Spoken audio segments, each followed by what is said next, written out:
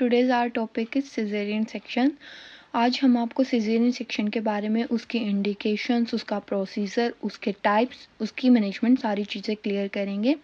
चलिए video start करते हैं। सिजेरियन सेक्शन डेफिनेशन देखते हैं। It is an operative procedure in which we made an incision और कट ऑन द एब्डोमेन और uterus for what to extract the fetus and the placenta, and which type? Viable fetus and placenta. Now come on the types of C-sections. It is categorized in 3 different categories. First on the basis of condition, second on the basis of site, third on the basis of number of operations. तो जो on the basis of conditions है वो हमारा 2 types का है, elective और emergency. Elective जो pre planned होता है, जो हम पहले से ही प्लान कर लेते हैं कि इस टाइम पे हमें सिजेरियन सेक्शन करना है। इमरजेंसी जो एकदम से केसेस आते हैं। On the basis of site, that is 2 types, LSCS और USCS। LSCS होता है हमारा लोअर सेगमेंट सिजेरियन सेक्शन और USCS upper segment caesarean section. Most commonly जो हम परफॉर्म करते हैं हमारी कंट्री में या हमारे सराउंडिंग में वो होता है LSCS। इसमें क्या करते हैं, हम इंसिजन लगाते हैं 3 centimetre above the symphysis pubis, जिसमें हमारा ब्लड लॉस बहुत कम होता है, हर्निया के चांसेस, परफोरेशन के चांसेस कम होते हैं। इसकी कॉस्मेटिक वैल्यू हाई इकोनॉमी है, बेटर बोन हीलिंग है। USCS जो है उसमें कट कहाँ पर लगाते हैं, अम्बिलिकस में और बिलो द फंडल पार्ट। इसमें बहुत ज़्यादा ब्लड लॉस होता है, चांसेस हर्निया के ज़्यादा होते हैं, कॉस्मेटिक वैल्यू लो होती है, डिले होती है wound healing. Now come on the basis of number of operations, it is also of 2 types, primary and repeated. Primary जो फर्स्ट टाइम सिजेरियन सेक्शन हो रहा है फीमेल का, और रिपीटेड जो मल्टीपल टाइम्स हो रहा है। Now indications, it is also an important in viva because the examiner asks the indications of C-sections or sometimes it comes in theory exam. तो हम मैटरनल और फीटल कंडीशंस दोनों में अलग अलग इंडिकेशन देखेंगे। मैटरनल में क्या क्या हो सकती है, कॉन्ट्रैक्टेड पेल्विस और CPD होता है सीफेलोपेल्विक डिस्प्रपोर्शन, या फिर पेल्विक ट्यूमर्स हो मदर को, या फिर एंटीपार्टम हेमरेज हो गया हो, हाइपरटेंसिव डिसऑर्डर हो, कोई भी अबनॉर्मल यूट्राइन एक्शन हो, प्रीवियस कोई सिजेरियन सेक्शन हुआ हो, या प्लासेंटा प्रेविया हो। फीटस के अंदर कौन कौन सी कंडीशंस होती है, जैसे कि माल प्रेजेंटेशन, माल पोजिशन, जिसके अंदर क्या आता है हमारा ब्रीच, शोल्डर डिस्टोशिया, ये चीज़ें, या फिर कोड प्रोलेप्स हो चुकी हो, डायबिटीज़ मेलाइटस हो, बेड ऑब्स्टेटिक हिस्ट्री हो, पोस्टमार्टम सिजेरियन सेक्शन हुआ हो, बेबी का हेड लार्ज हो, या फिर वेजाइनल स्टेनोसिस हो गई हो जिसकी वजह से फिटल डिस्ट्रेस हो चुका है। इन कंडीशंस में हम सिजेरियन सेक्शन को परफॉर्म करते हैं।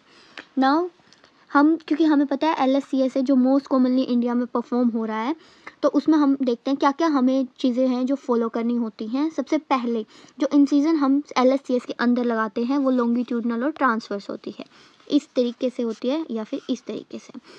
जो इंसिजन होती है वो हम 1.25 सेंटीमीटर से स्टार्ट करते हैं और उसके बाद उसको हम फॉलो अप करते हैं अप टू 12 सेंटीमीटर तक। जो बेबी हमारा डिलीवर करना होता है इंसिजन लगाने के बाद हमें 90 सेकेंड्स में, यानी कि 1.5 मिनट में, so that we can prevent the poor Apgar score.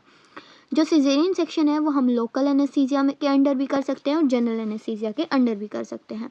Local anaesthesia में क्या होती है, मदर हमारी टॉकेटिव होती है, क्योंकि वो सिर्फ हमारी लंबर और स्पाइनल जो नर्व्स होती हैं उनको ही ब्लॉक करता है, T4 से लेके S1 नर्व्स तक। इसके अंदर हम लिग्नोकेन दे सकते हैं, व्यूबिवेकेन दे सकते हैं। जनरल एनेस्थीसिया की बात करें तो जनरल एनेस्थीसिया में हम पूरी की पूरी मदर को ही सेंसलेस कर देते हैं, सो दैट वो इसमें टॉकेटिव नहीं होती। इसको हम IV एडमिनिस्टर करते हैं। इसका एग्जांपल है हमारा थायोपेंटेल सोडियम। और before night of caesarean section हमें क्या क्या चीज़ें फॉलोअप करनी होती हैं, हमारा पेशेंट हमें NPO या फिर NBM रखना पड़ता है। टैबलेट रेंटक हम या फिर कोई भी हमारी एंटासिड्स हम प्रिस्क्राइब कर सकते हैं जो गैस्ट्रिक pH को मेंटेन करे।